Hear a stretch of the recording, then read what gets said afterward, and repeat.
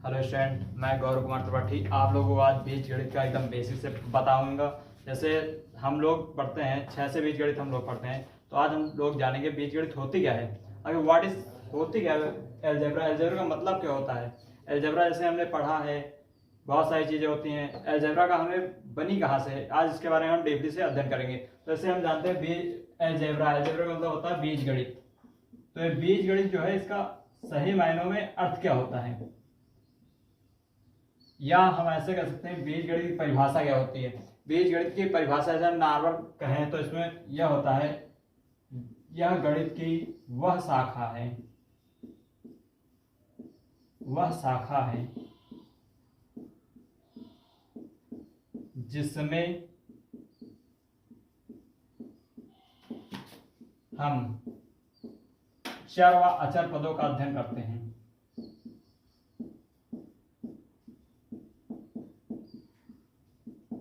पदों का अध्ययन करते हैं। अब देखो बेटा, इसमें बात आती है चर व अचर पद। और इसमें हम जानेंगे चर पद कौन से हैं और अचर पद किसे कहते हैं। तो जैसे हमारे चर पद हो गए, चर पद वे पद होते हैं जिनकी कोई वैल्यू फिक्स नहीं होती। जैसे हमने x बराबर 2 लिखा, तो x की वैल्यू हमारी कोई निश्चित नहीं है कि x बराबर 2 ही हमेशा ऑलवेज हमारा होगा। किसी सवाल में हमारा x बराबर 3 होता है, किसी में x बराबर 5 होता है। ये कंडीशन पर डिपेंड करती हैं। x क्या इसमें y भी होता है, z भी होता है, सबकी अलग अलग वैल्यूज भी होती हैं। बट जो हमारी अचर पद होते हैं, अचर पद क्या होते हैं, अचर पद एक फिक्स नंबर होता है। जैसे क्या होता है 10, 15, 20। अब इनको तो ससुरा कोई बदल नहीं सकता है ना कि 15 को 20 कर दे और 20 को 10 कर दे। ये तो एक फिक्स वैल्यू होती है, इनमें कोई चेंजमेंट कोई नहीं कर सकता है।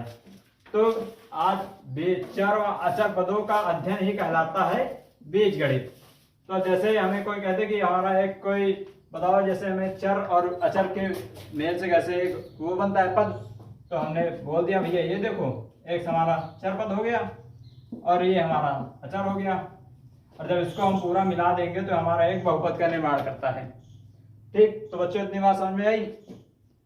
चलो आगे हम चलते हैं, देखते हैं कि चर व अचर पद से हम इसमें बीजगणित का जोड़, घटाना, गुणा, भाग कैसे कर सकते हैं। तो आते हैं आगे जोड़ में। बीजगणित का जोड़,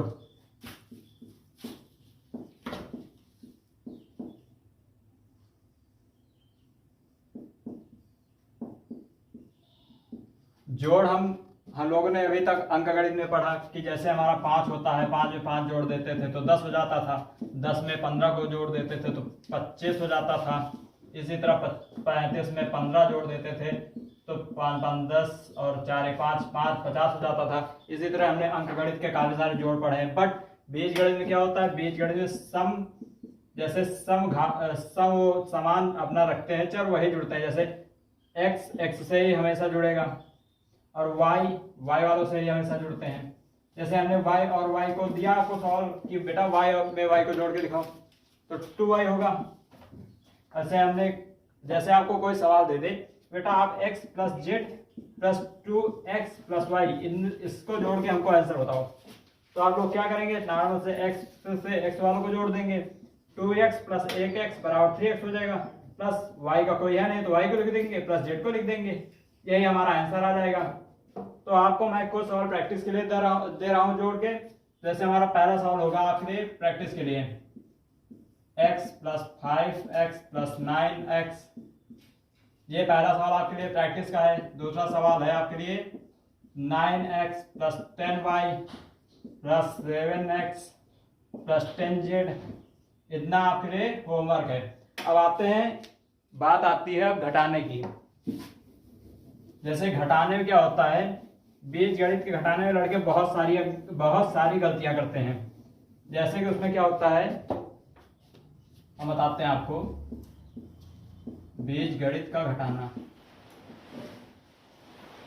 बीजगणित का घटाना।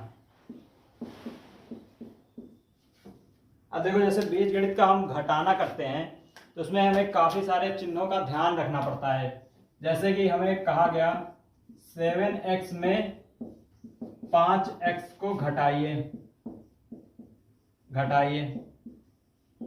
अब इसमें एक पद है तो हमने क्या किया, 7x लिखा माइनस 5x लिखा, 2x हो गया, तो हमारा नॉर्मल एक आंसर आ गया।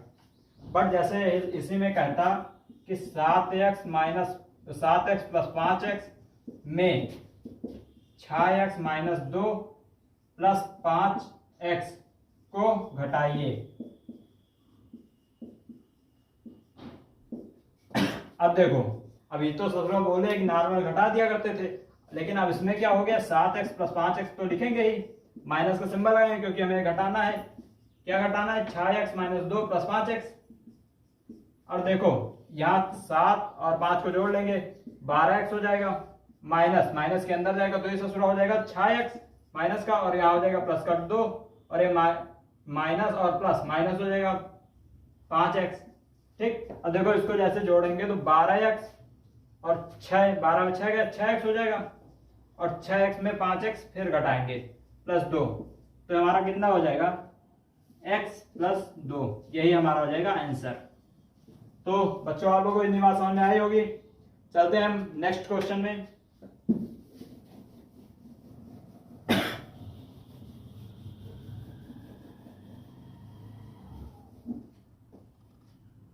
जैसे आप लोगों को बीजगणित में कुछ सवाल मैं दे रहा हूं, आप लोग इनका आंसर बताएंगे कितना आएगा।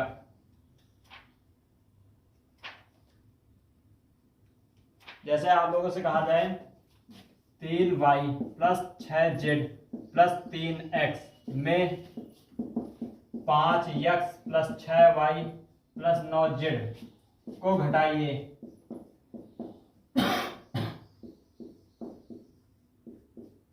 ये हमारा एक नॉर्मल घटाने का सवाल है। ठीक, तो इसको हम क्या करेंगे, पहले 3y लिखेंगे प्लस 6z लिखेंगे प्लस 3x लिखेंगे, माइनस का सिंबल लगाएंगे। देखिए अब आगे 5x plus 6y plus 9z लिखेंगे।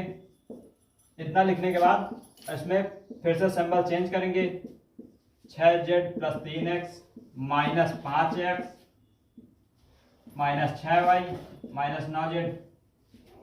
अब देखो सब सिंबल चेंज कर दिए। अब देखिए y वाला एक यहाँ पद है और एक यहाँ है। 6 प्लस 6 में माइनस प्लस 3 में माइनस का 6 घटाएंगे तो हमारा कितना आएगा, माइनस का 3 आएगा, तो हमने यहाँ लिख दिया माइनस 3।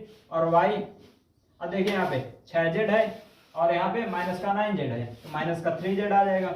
और यहाँ पे माइनस का 3x है और यहाँ पे माइनस का प्लस का 3x है और यहाँ पे माइनस का 5x है, तो यहाँ आ जाएगा माइनस का 2x। यही आप लोगों का आंसर आ जाएगा। चलिए चलते हैं अगले क्वेश्चन में। तो आप लोग समझ में आ रहे होंगे सवाल। इसी के साथ अब हम चलते हैं गुणे में।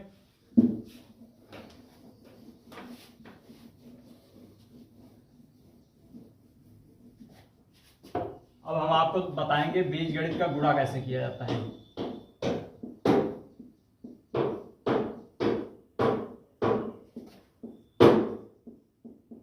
बीजगणित का गुणा देखो, जैसे हम ऐसे अंकगणित में करते थे, 3 गुणे 2 बराबर 6, 5 गुणे 3 बराबर 15। बट इसमें इस तरह नहीं होता है। इसमें जैसे a गुणे a गुणे a गुणे a है, तो इसको 1 2 3 4 a की पावर 4 कर दिए। ठीक, अब इसी तरह ऐसे है, जैसे हमारा एक क्वेश्चन है 3x इंटू 5x, तो इसमें इसका तो गुणा करेंगे ही, 15 हो जाएगा। लेकिन देखिए चर पदों का और अचर पदों का अलग अलग गुणा होगा, चर पदों का मैंने गुणा किया तो x गुणे x बराबर x स्क्वायर आ गया, अचर पदों का गुणा किया तो 15 आ गया। ठीक, इतनी बात समझ में आ रही है आप लोगों को।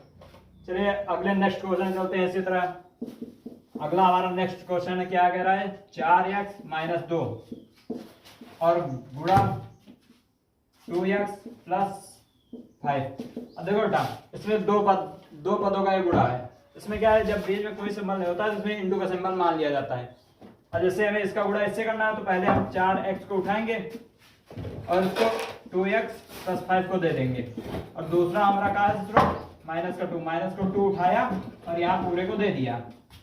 भैया लो जाओ अपना, लो जाके बांट लो आके आपस में। अब इसका गुणा करेंगे 4 गुना 8 और x का गुणा x से करेंगे x स्क्वायर हो जाएगा। और इसी तरह 4 का गुणा 5 से करेंगे प्लस 4 पंचे 20। अब देखो इसमें अचर नहीं है तो इसको अचर ना मान के a करके x कर दिया हमने माइनस का 2 दूना 4x। अब आगे प्लस माइनस माइनस 5 2 10। ठीक, अब इसको देखो 8x स्क्वायर। अब देखो प्लस का 20 है और माइनस का 4x है तो इसमें हो जाएगा प्लस का 16x माइनस 10। यही आप लोगों का आंसर आ जाएगा। समझ में आ रहा है आप लोगों को? चलिए नेक्स्ट क्वेश्चन बढ़ते हैं। इसी तरह का दूसरा सवाल बताते हैं। आप लोगों को उम्मीद है सवाल समझ में आ रहे होंगे। अब अगला हमारा नेक्स्ट क्वेश्चन है 6x माइनस 2 6x प्लस 2। देखो ये हमारा नॉर्मली एक फार्मूले से भी लग जाएगा, बट आप लोगों को मैंने फार्मूले बताया नहीं हो तो मैं डायरेक्ट लगाऊंगा। ये हमारा फार्मूला बनता है a minus B into A plus B का।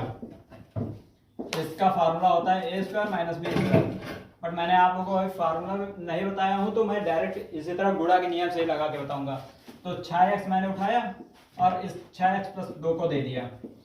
इसी तरह माइनस का मैंने 2 उठाया 6x प्लस के 2 को दे दिया। तो अब इसका फिर से हम इंटू करेंगे 6 4 36 x square plus 6 2 12x minus का 12x प्लस नहीं, देखो यहाँ पे गलती हो गई ना, इसीलिए बोलते हैं गुणा सबसे ज्यादा देख के किया जाता है। प्लस माइनस माइनस 2 दूना 4।